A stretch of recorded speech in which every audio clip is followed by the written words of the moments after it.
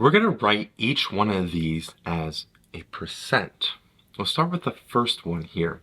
We're given the fraction 1/4. 1/4 as a decimal, right? 1/4 is a 0.25. From there, to write that as a percent, we need to move the decimal place over 2 spots to the right. And so that is equal to a 25%. Now the second one here, we have 0.02. Well, again, we already have it in decimal form, so we just have to move the decimal place over 2 spots to the right. 1, 2, right there.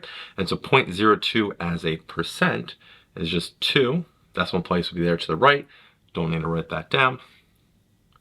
Percent. So 0.02 is 2%. Last one here maybe could throw you for a loop.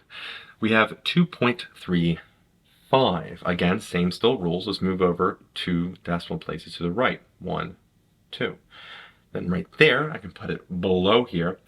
We have 235 as a percent.